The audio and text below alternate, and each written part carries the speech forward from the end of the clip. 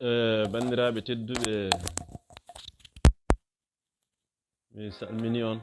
mi yetti on onon fof. Mi wayri seeɗa jippade e dente ɗe, surtout e hello Facebook to YouTube. Ay hande noon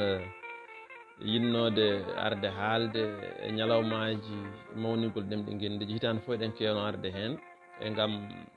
addude hen jiyande men. Ko ñalawma mawɗo, mo ñalawma kadi mo goto min fof foti darade mawninoɗo ñalawma, par ce que ko ñalawma mawningal pinal, par ce que ko wiyama ɗemgal wiyama pinal, ko wiyama ɗemgal wiyama godagal leñol. Surtout noon ɗemɗe yogay e leƴƴi koñaɗi walla joñaɗi walla ɗi pilimen jiiɗa momtede, ɗemgal mumen yiiɗa momtede yoga e leyɗele, enen ko hen jeeyaɗen woni fulɓe,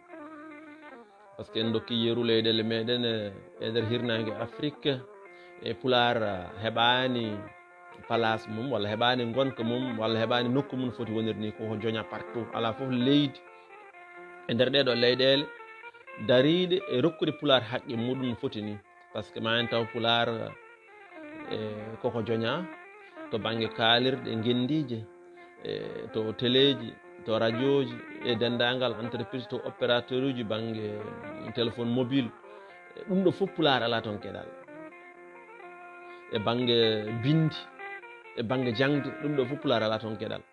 Wadde noon Pulaar yiiɗa ko warede holno ɗemɗe biyaɗe ene maaya chaque hitande ɗemɗe maayoyde, ko ɗum ɓeɗo jiiɗi ko hasnude Pulaar ubba ɗum badda ɗum hen. Ɗum noon yo fulɓe cala ɗum mbaɗani kadi koɓe saliɓe gila ɗum noon wadde eɗen gandi oɗo ñalawma ko ñalawma mawɗo, ko ñalawma kadi poɗɗo mawninede, poɗɗo kadi nawrede,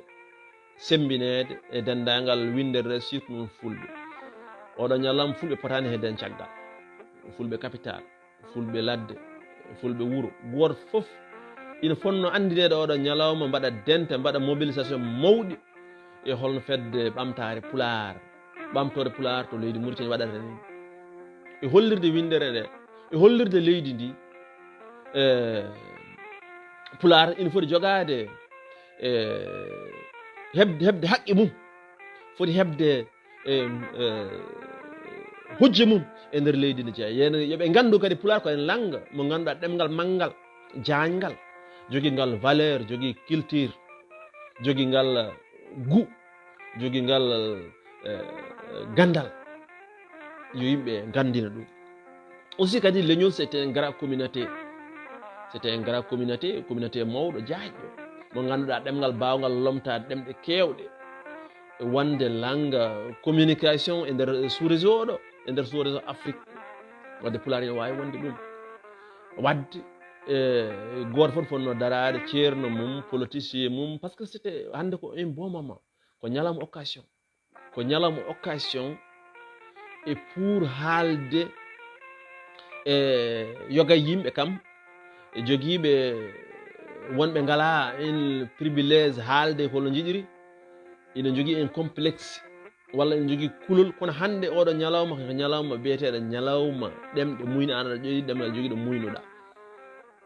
aɗa jogui ko gonɗa, par ce que neɗɗo ko ala ɗemgal ala ko woni, ko ala pinal ala ko woodi. Ala sago mawnin ɗemgal men, mawnin pinal men. Guila 1952 oɗo ñalawma en mbiyani ko ndeno waɗa, kono ko ndeno fuɗɗi. O fuɗɗori ko banggue Bangladesh, to Pakistan e on banggue ina ara, yimɓe mbaɗama hen maayi hen holno Mauritaniaɓe maayiri ne mbarda sababune Pulaar. Saabu tawino hande leyɗele ɗe kewɗe yen paam e fulɓe, leyɗele kewɗe nan gonga wonde ndeeƴi machallah ngala probléme, kono tawino fulɓe Mauritaniaɓe mbaɗino noon kamɓene, ɓe ndeeƴi, ɓe jaaɓi yaɓɓede, ɓe jaaɓi moɗede, tanno eɓe ndeeƴi kamɓe, ɓe ngala jota probléme, par ce que firti koɓe saliɓe. Ko calogol mabɓe yaɓɓede nde, ko calogol mabɓe momtede nde, e salade ɓe waɗede sous-estimé, ɗum addaniɓe warede, ɗum addaniɓe ɓe nawede ittede leydi mabɓe. ɗum noon wadde kala caliɗo ɓurɗomo doole o waɗata ko yiɗi waddema ko, kono hande ɓe continue salade. Leyɗele keddi enen ko mbaɗino calinoma ma mbaɗa réussi ɗemɗe ɗumen, mbaɗa réussi ɗemɗe mumen, walla ballitaɓe kamɓe koyeɓe mbawade réussi, par ce que ndende wiya Mauritanie waɗi jaɓi ɗemngal pular ɗemngal sonik ɗemngal wolof ina jangge e nder administration ina joggo charge goto kala janga ɗemngal goɗɗo o kala walla ha heɓa yetto no suɓo ko yiɗi ya rutto ko leyɗele kewɗe cali anda holko waɗiɓe salade holko waɗiɓe salade ko nden Mauritanie ni laamu Mauritanie dañani yiɗano ko ɗemngal jangguete kam ne dañi woytoranto yoga hen ko ni mbi ko adi ne waɗa rutti ne waɗa bonande mum ko waɗata ko par ce que yiɗano par ce que kadi jeeya ko yiɗɓe yo ɗemgal ngal momɗo yo ɗemɗe ɗe momto yo pinel ngal majju ɗum woni ko yahata hande par ce que pelle tagade nan toon pelle ko wiyete nasrisuji gañam tumago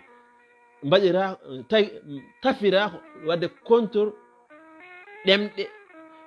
pular wolof soninki wadde noon yimɓe yoɓe tinno daro dendagal ɗo gonɗa ya daro daranɗa ɗemgal ma daranɗa pinal maɗa ko fodde ma firtani ya ani ɗon ɗemgal gongal firtani ya yawa ɗemgal gongal firtani ko ɗemgal ma ɓuuri ɗemgal kaari ala kono daro yo ɗemgal ma wooda kanko ma o ñimbo darono ɗemgal makko yo wooda darono pinal makko yo wona concurrence par ce que la vie aduna ko concurrence daranɗen ɗemɗe men daranɗen pinal men daranɗen godal men firtani yen toon neɗɗo goɗɗo walla wadde sussibe ɗemgal gongal ala ɗemgal fof ina jogui valeur mum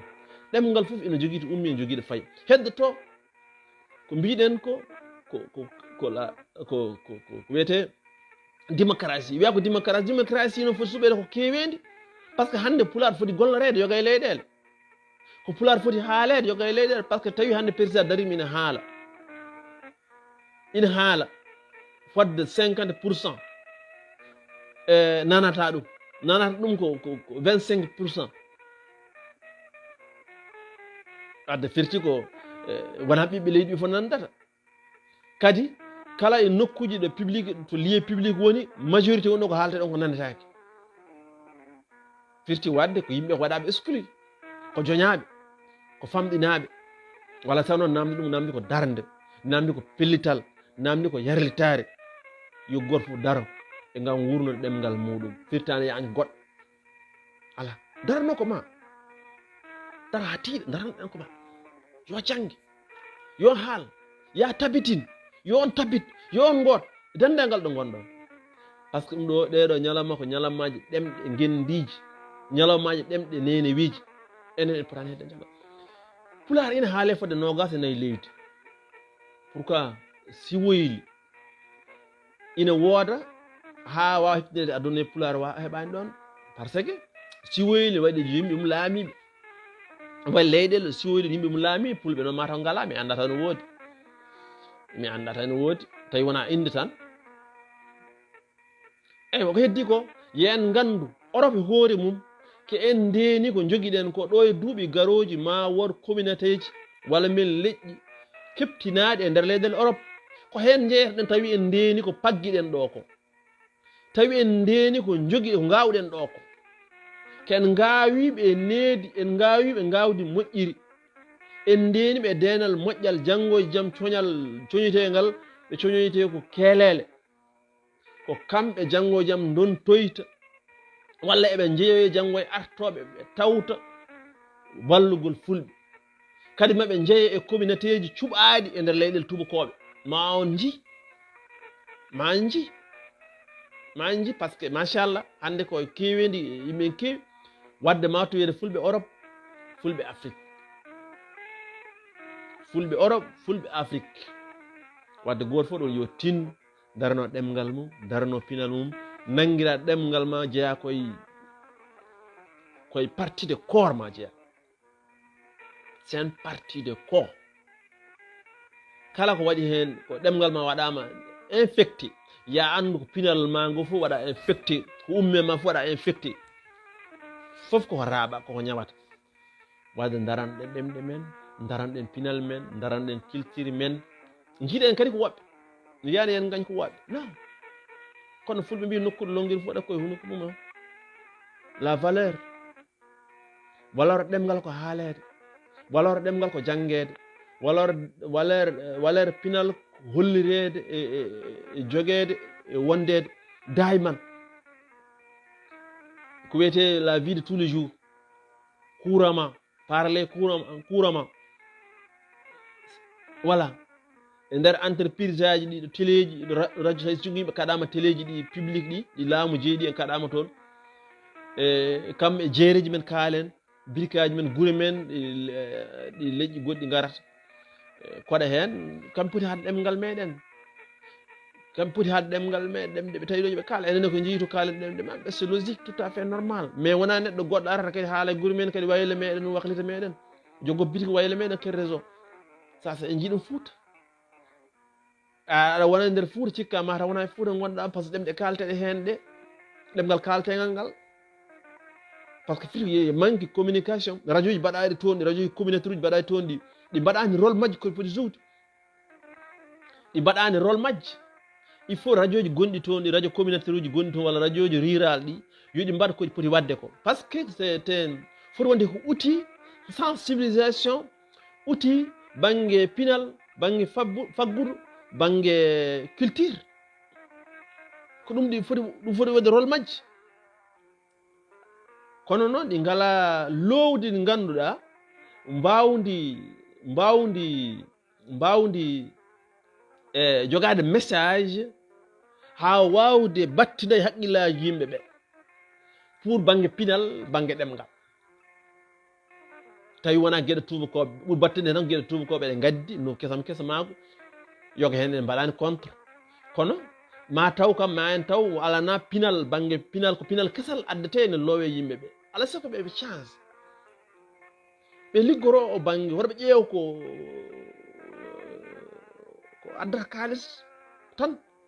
keɓata kalis a ndimagu ma ne yahata pinal ma ne yaha sa ala impact a heeɓi kalis ala pinal ala neɗɗankagal c'est zéro il faut ndena pinal ma firtani ya añ ko goɗɗo soit clair min neɗɗo fof mboɗo yiɗi ɗemgal fof mboɗo yiɗi wawde ɗemgal fof mbo yiɗi haalde kono noon ngal am ngal ɓurnimi par ce que ɗum woni fittanam ɗum ɓurni pittale keddiɗi ɗi fof voilà donc il faut ndena fittane ma nde ndena keddiɓe wadde ndenen ɗemɗe men ballitin heddiɓeɓe en mbiyani hoto neɗɗo haala ɗemgal gongal kono wawgal ma kutoroɗama ngal ma jangga ngal ma voilà ƴeewa ɗemɗe goɗɗe pour wawde rokkudema gurdam ma ɓeydo wadde facile par ce que neɗɗo nande ɗemɗe ko gurdam uddita ko gurdam ma udditta ko gurdam ma an par ce que ɗemgal ko c'était un outil pour faire les communications pour faire la communication avec les gens des autres ɗum wawa rokkudema ɗum noon Allah jarama on jarama yalla rokku men kadi tawede sahaji garoji ma en gartu noon vidéo banggue politique banggue ce qui se passe actuellement en Mauritanie concernant seulement la Mauritanie je viendrai sur ça inchallah je vous remercie